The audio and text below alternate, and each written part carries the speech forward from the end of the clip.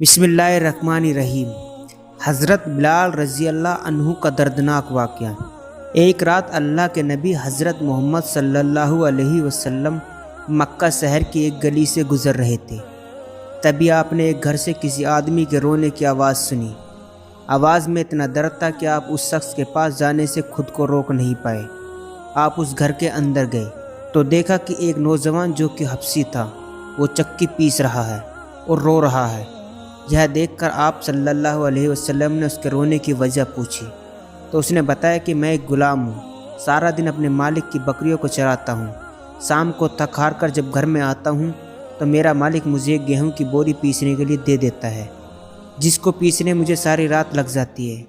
میں اپنی قسمت پر رو رہا ہوں کیونکہ میں بھی تو ایک انسان ہوں، میرا جسم بھی تو آرام مانگتا ہے، مجھے بھی تو نیند ستاتی ہے، لیکن میرے مالک کو مجھ پر ذرا بھی ترس نہیں آتا۔ کیا میری قسمت میں اس طرح سے رو رو کر ہی زندگی گزارنا لکھا ہے؟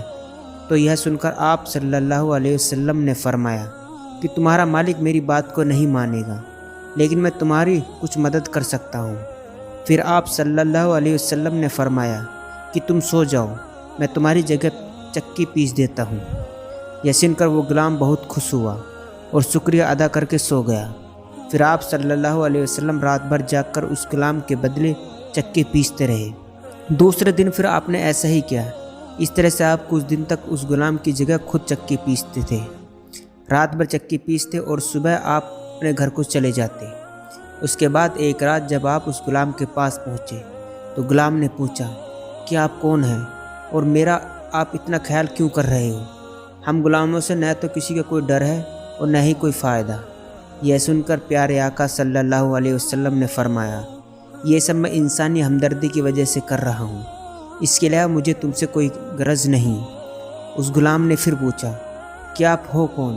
اس کے بعد آپ صلی اللہ علیہ وسلم نے فرمایا کہ کیا تم نے سنا ہے کہ مکہ شہر میں ایک شخص ہے جو خود کو اللہ کا نبی کہتا ہے؟ اس نے کہا کہ ہاں میں نے سنا ہے، اس کا نام محمد ہے۔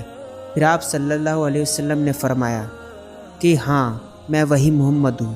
یہ سنتے ہی حضرت بلال رضی اللہ تعالیٰ عنہ نے کہا کہ اگر آپ ہی وہ محمد ہیں تو مجھے بھی اپنا کلمہ پڑھا دیجیے، کیونکہ بے شک آپ اللہ کے نبی ہو۔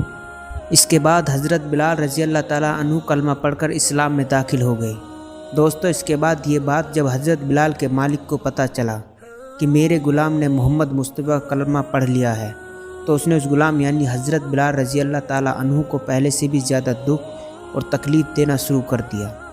حضرت حسار بن صادق رضی اللہ تعالیٰ عنہ کہتے ہیں کہ میں رہنے والا تو مدینے کا تھا، لیکن ایک بار جب میں مکہ گیا تو دیکھا ایک کالے رنگ کے شخص کو کھجور کی رسی میں کچھ لوگوں نے باندھ رکھا ہے اور مکہ کی گلیوں میں اسے گھسیٹ رہے ہیں۔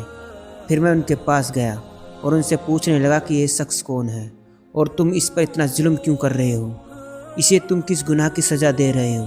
پھر ان لوگوں نے کہا کہ اس کا نام بلال ہے، یہ کھاتا ہمارا اور کلمہ مصطفیٰ کا پڑھتا ہے، ہم اس کو مصطفیٰ سے دور کرنا چاہتے ہیں۔ تو دوستو حضرت صادق رضی اللہ تعالیٰ عنہ فرماتے ہیں کہ میں نے دیکھا کہ وہ لوگ جیسے ہی اس کو گھسیٹ رہے تھے ویسے ویسے اس کی زبان سے آہٹ کی آواز تیز ہوتی جا رہی تھی۔ وہ لوگ اس غلام پر بہت ظلم کر رہے تھے، کبھی اس کے ہاتھ پیر پکڑ اسے زمین پر گرا دیتے تھے، تو کبھی اس کے سینے پہ بڑا سا پتھر پٹک رہے تھے، تو کبھی اس حبشی غلام کے ہاتھوں میں بیڑیاں ٹھوک رہے تھے، تو کبھی اس کی زبان پر گرم کوئلہ رکھ رہے تھے، تو کبھی اس کے پاؤں میں رسی ڈال کر اس کو گھسیٹ رہے تھے۔ اس حبشی غلام کا پورا جسم لہو لہان ہو چکا تھا، مگر پھر بھی وہ غلام مسکرا رہا تھا۔ اتنے میں ایک شخص نے کہا کہ اے بلال، یہ کیا معاملہ ہے؟ یہ لوگ تم پر اتنا ظلم کر رہے ہیں اور تم ہو کہ مسکرا رہے ہو؟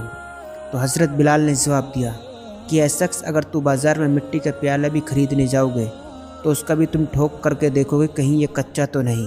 اس طرح سے میرے اللہ بھی دیکھ رہا ہے کہ کہیں بلال کچا تو نہیں ہے، میری کھال بھی ادھیڑ دی جائے گی تو بھی میں حق کی صدا بلند کرتا رہوں گا۔ پیارے دوستو اسی طرح حضرت ابوبکر صدیق رضی اللہ تعالیٰ عنہ فرماتے ہیں کہ ایک دن میں مکے کی ایک گلی سے گزر رہا تھا کہ اچانک میں نے کسی کے چیخنے اور چلانے کی آواز سنی۔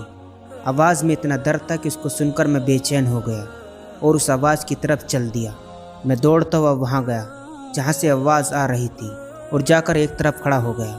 میں نے دیکھا ایک کالے رنگ کے آدمی کو 5 لوگ مل کر بڑی بےرحمی سے مار رہے ہیں۔ 4 لوگوں نے اس کے ہاتھ اور پیر پکڑ رہے ہیں، اس کو اٹھاتے ہیں پھر زمین پر گرا دیتے ہیں، پھر اٹھاتے ہیں پھر زمین پر گرا دیتے ہیں، اور وہ 5واں اپنے ہاتھ میں بڑا سا پتھر لیے ہوئے کھڑا ہے۔ جیسے ہی وہ 4 لوگ اس زمین پر پٹکتے ہیں، 5واں شخص اس پر بڑا سا پتھر ڈال دیتا ہے۔ حضرت ابوبکر صدیق رضی اللہ عنہ فرماتے ہیں کہ منظر دیکھ کر میری آنکھوں میں آنسو آ گئے۔ میں ان کے پاس گیا، میں نے دیکھا کہ وہ غلام پوری طرح لہو لہان تھا، اس کا جسم لہو سے تر تھا، لیکن پھر بھی وہ حق حق کی صدا لگا رہا تھا۔ میں نے اس سے کہا کہ لوگوں رکو، کیوں اس غریب کو مار رہے ہو؟ ان لوگوں نے کہا ہم اسے ماریں گے اور بہت ماریں گے، کیونکہ یہ کھاتا ہمارا اور کلمہ مصطفیٰ کا پڑھتا ہے۔ حضرت ابوبکر صدیق رضی اللہ تعالیٰ عنہ نے کہا چھوڑ دو اسے اور مجھے بیچ دو۔ ان لوگوں نے سوچا کہ ہم اسے اتنی زیادہ قیمت بتا دیتے کہ یہ یہاں سے چلا جائے گا، پھر ہم اس پر اور ظلم کریں گے۔ یہ سوچ کر ان 5 نے اس غلام کی اتنی بڑی قیمت بول دی۔ یہ سن کر حضرت ابوبکر صدیق رضی اللہ تعالیٰ عنہ نے فرمایا اگر تم اس کی دگنی قیمت بھی بولتے تو میں بھی اس شخص کو یہاں سے لے کر ہی جاتا۔ یہ سن کر ان لوگوں نے کہا آخر کیا ہے اس کالے رنگ کے غلام میں جو تم اتنی زیادہ قیمت پر تم اسے خرید رہے ہو؟ حضرت ابوبکر صدیق رضی اللہ تعالیٰ عنہ نے کہا تم نہیں سمجھو گے، پوری دنیا دیکھے گی، یہی غلام جنت کا سودا کرے گا۔ اس کے بعد حضرت ابوبکر صدیق رضی اللہ تعالیٰ عنہ نے دینار اور درہم منگوائی، ان لوگوں کو دے کر اس غلام کو آزاد کرا دیا۔ حضرت بلال لہو لہان زمین پر لیٹے ہوئے ہیں اور کہنے لگے اے ابوبکر آج تم نے مجھ پر یہ احسان کیا ہے، مجھے آزاد کرا کر اب ایک اور احسان مجھ پر کر دو، مجھے میرے آقا محمد صلی اللہ علیہ وسلم کے پاس پہنچا دو۔ تو دوستو پوری دنیا نے دیکھا کس طرح حضرت بلال رضی اللہ تعالیٰ عنہ نے ظلم سہن کیے اور کس طرح مصیبتیں برداشت کی، لیکن نبی پاک صلی اللہ علیہ وسلم کا ساتھ کبھی نہیں چھوڑا۔